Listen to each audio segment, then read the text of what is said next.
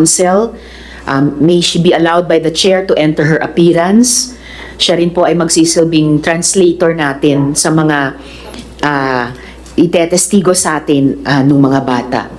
The children are also accompanied by social workers and they have parental consent to appear before this committee, Mr. Chair. Mr. Chair, if the council may be allowed to enter her appearance. Yeah, go ahead. You have the floor. Good morning, Your Honors. Good morning, Honorable Chair. I am Attorney Ruth Ristaro from the Center for Initiatives on Developmental Law. I am the counsel of the... I will just cut you for a while, ha? Yeah. I would like to make this clear. Sandali lang. Before we propound questions directed to our minor participants in this Senate inquiry, I would like to make it on record that this committee is dedicated to safeguarding the best interest and rights of our children throughout these proceedings. In collaboration with my esteemed co-chair, Senator Rizal Tiberos, we have adhered to the guidelines outlined by the Department of Social Welfare and Development concerning the involvement of children in inquiries and hearings. It is of utmost importance to us that every aspect of this inquiry prioritizes the well-being and welfare of the minors involved. Please, thank you. Please continue.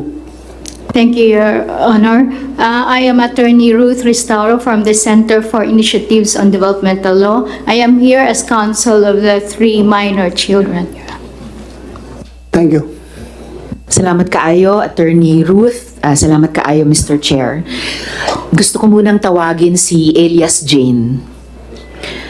Jane, ikaw ay 16 years old, tama ba? 15 pa lang po ako. 15 lang. 15 years old ka, Oo Jane. po. Okay. At ikaw ba ay may asawa na? Oo po. Ilang taon ka lang nung nagkaroon ka ng asawa? 14 at yung asawa 18. 14 years old ka lang nung nagkaroon ka ng asawa. Oo. At ngayon ikaw ay 15 years old na. Oo. Ilang taon naman yung asawa mo? 18. 18 siya ngayon.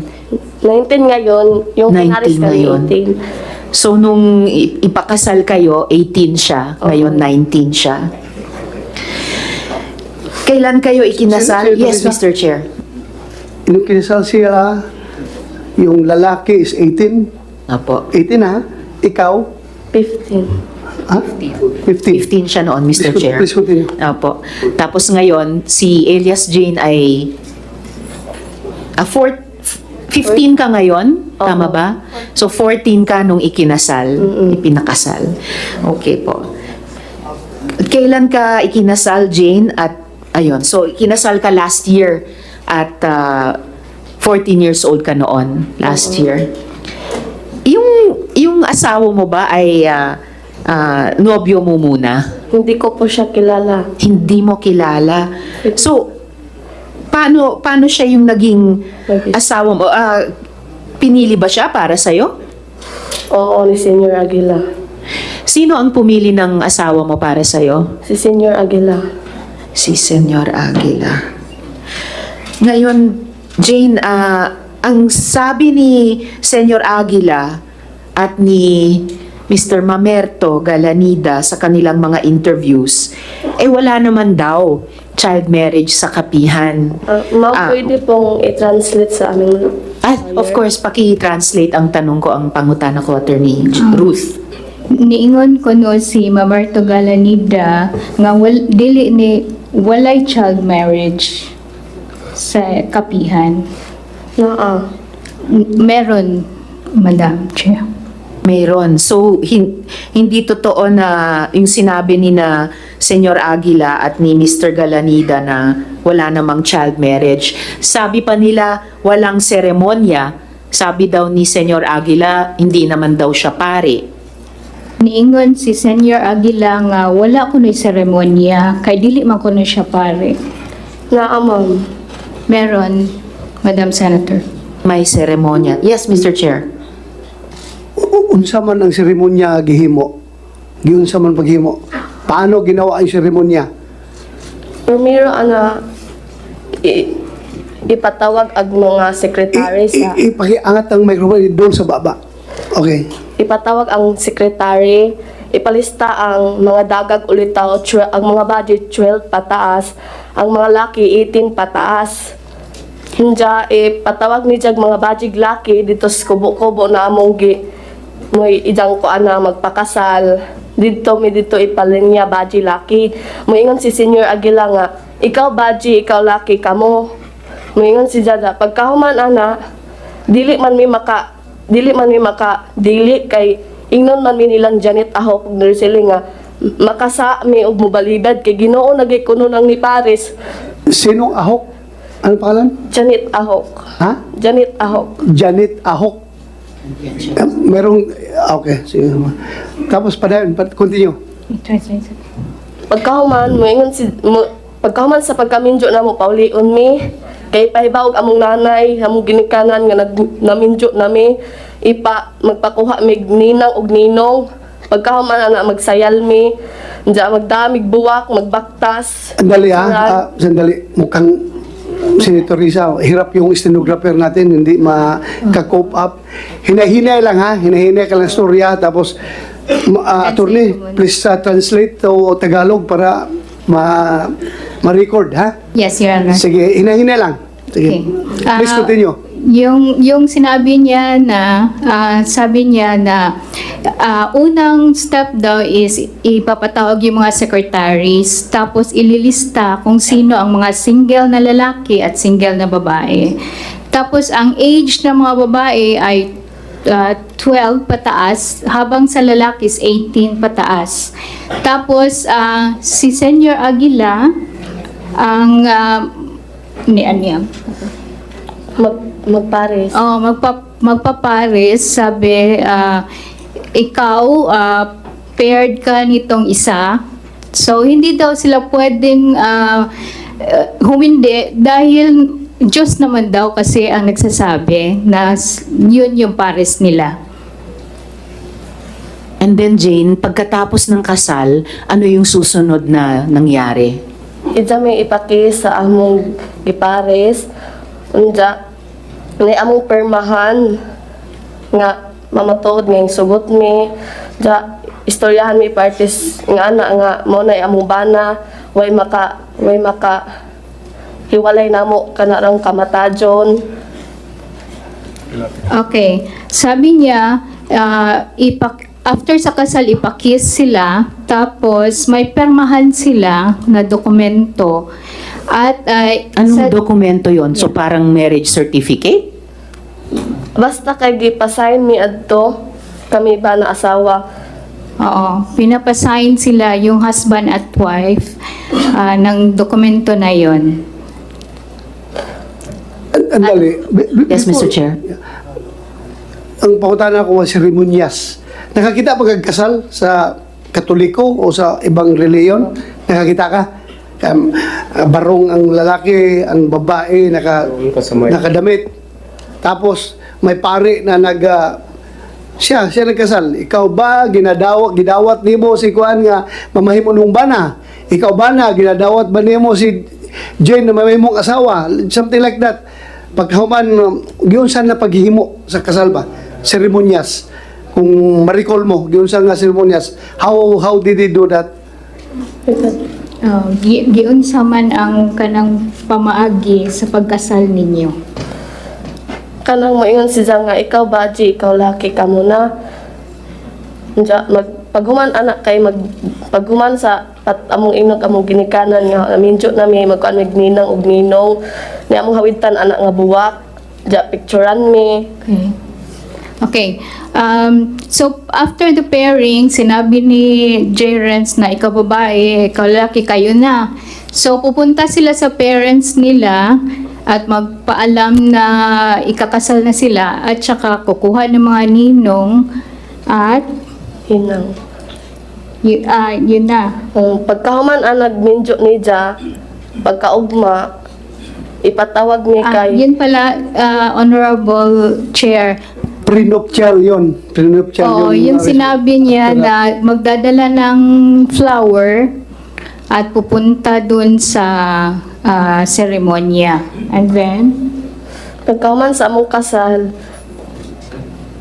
kailangan magdog mi ana pauli. Sunod, pagkaugma ipatawag tanan ijang giminjo, diyan na himuon nga counseling nga moingon sila nga kailangan imo na ng kwaon ng imong asawa kay authorize na nimong kwaon kay minjo naman mo. so after sa kasal, kailangan sila magsiping. At sinabi daw ni Jerence na pwede authorized ka ng kunin or rape yung ano mo, yung wife mo kasi kasal naman kayo. Sinabi ni Senyor Aguila, authorized ang asawa mo i-rape ka? Kailangan ay among tulo ka adlaw di mi makuha nganlan mi ka Dios. Kailangan daw makuha sila in 3 days, otherwise they will be called na nag-adyos. Ano yung... Sige, mamaya gusto kong itanong, Mr. Chair, ano ba yung adyos na yan? Pero ituloy mo muna, Jane. Ano yung susunod na pangyayari? Kasi sabi mo, sinabi ni Senyor Aguila, sinasabi, authorized yung mga asawa i-rape Opo. kayo. Senator Risa, sandali lang Yes, ha. Mr. Chair. Andito ba parents mo? Nasaan ang parents mo ngayon? Hanggang nanay tas Ha? Your Honor, she is under an alias name, Your Honor. Ha? Your Honor, she's under an alias, so she cannot. Okay. Pero andito yung mother, father niya? Wala. Yung nanay mo, nandun pa sa kapihan. Yes, Your Honor. Klaruin ko lang kasi gusto ko rin kausapin yung parents kung andito. We cannot divulge the name of the parents, Your Honor. Kaya nga, sige lang, huwag lang i-divulge. Basta ako, gusto ko lang either executive session or gusto ko makausap. So meaning, Jane, pumayag yung parents mo na ikasal ka. okay, musugot na ka na mag-among mga parents tungod kay mamay among balaod ni Senior Aguila kaya makasa kami sa langit. Oo, kasi yun daw ang laws to be able to go to heaven, Your Honor. Yung parents mo, pumayag, ikasal ka, 14 years old. Pumayag siya. 14 years old ka, nung kinasal ka, di ba? Oo. Anong klaseng parents yun? Bahagi po yun, Mr. Chair, ng mga iniuutos ni Senyor Aguila. Please continue, Senator Risa. Salamat kaayo, Mr. Chair. So, ano yung sumunod na nangyari, Jane? Pagkatapos ng seremonya, pagkatapos ng sinabihan kayo ni Senyor Aguila na authorized kayong i-rape ng mga asawa nyo? Unsay nahitabo pagkahuman giingon ni Senyor Aguila nga authorized na ang inyong mga bana nga i-rape mo. Unsay nahitabo human? Gipaulit naman mi adto pagkahuman nila counseling. Pinauwi sila after the counseling, Your Honor. Tapos ganun yung laman ng counseling, yung ganung klaseng authorization. Tapos Jane, maliban dun sa asawa mo, meron pang ibang tao na nagtangkang makipagtalik sa'yo o nagparating na gustong makipagtalik sa'yo. Oo. Sino yung taong yun? Senior Aguila. Tapos, Yes, Mr. Chair. nakapagtalik kayo? Ha? Iyak ko yung sugod. Wala, hindi nangyari. Hindi siya pumayag, Your Honor. Hindi ka pumayag. Mabuti hindi ka pinilit. Sige kog ingon-ingon na dyan nga.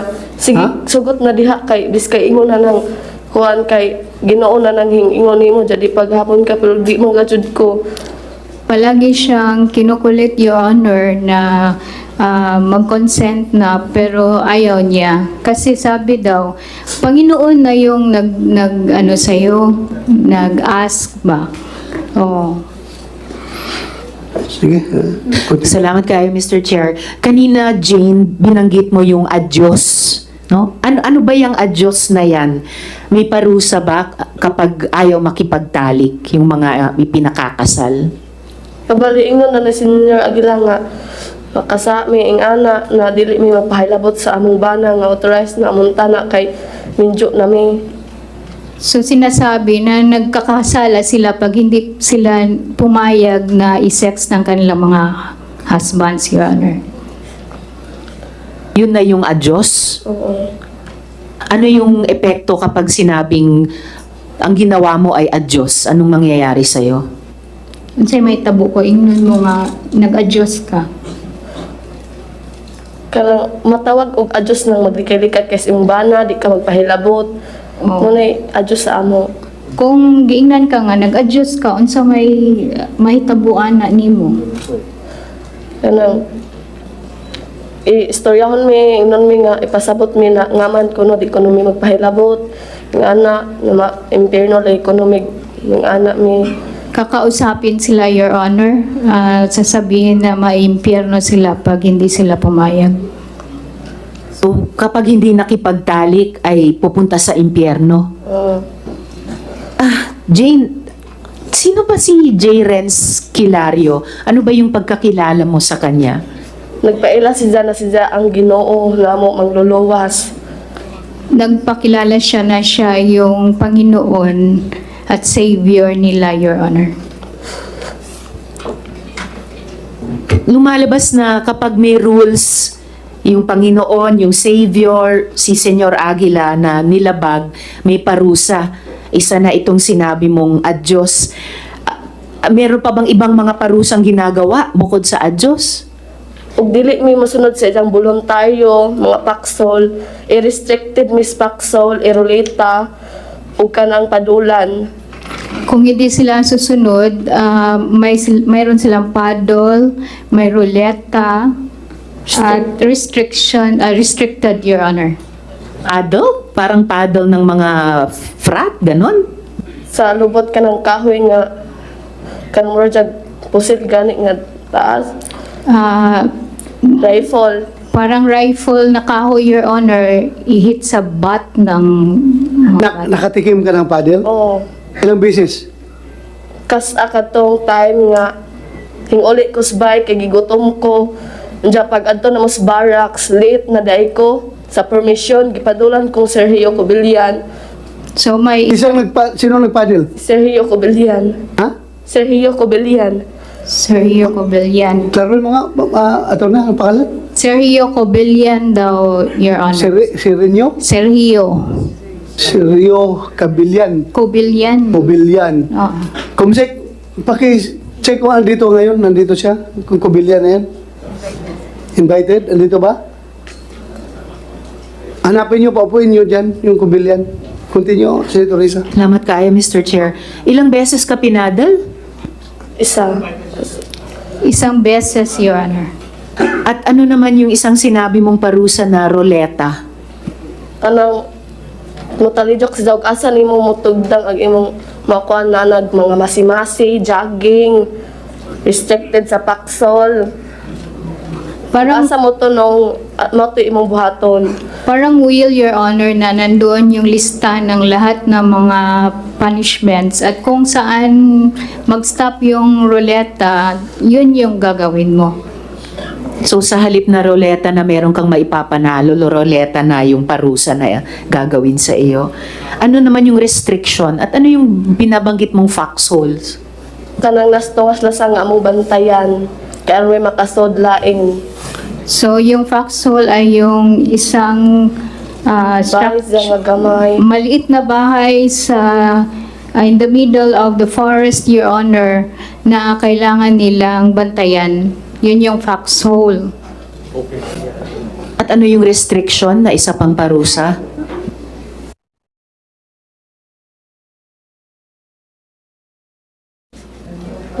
Unsa man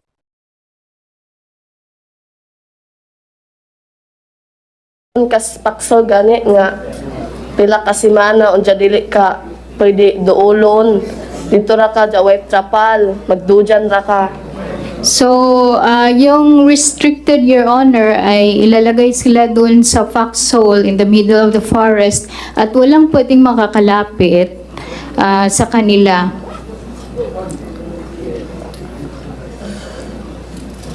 So, sa kabila ng lahat ng itong mga pag-uutos, pagpipilit, pagpaparusa, Jane, nung nasa kapihan ka, nakapag-aral ka ba? Dili pwede na mo eskwela kay gibawal ni Senior Aguila kay makasa ekonomi kay si gani ko no nga Ginoo wa magay ko ng eskwela kami na bahinoong sumusunod ni Dia. So, bawal sa kanila ang pumunta sa eskwela, Your Honor, kasi sabi ni Senior Aguila, siya nga na Panginoon, hindi nga siya nag-aral eh. Sila pa kaya? Oh. So, kung kailangan ko pang itanong, Jane, pero, so bakit mo naisipan na tumakas? Tungod kay sa katong giminjo ko nagipugos ra ko ug dili pwede pa eskwelahon ug kinakapuyan tungod kay na mga masimasi hakot og buhangin, graba, ug mga kahoy, ug dili pwede ka pagawason nila. Ug kanang dagag ulitaw pa ka. Ug pera namo nga mga dagko na mga adult, dili pwede sila mo gawas ug dili check attendance sila sa voluntaryo. So, lumabas siya dahil pinakasal siya, Your Honor. At saka pagod na daw siya sa dami ng kanilang ginagawa. At hindi sila allowed na mag-eskwela, Your Honor.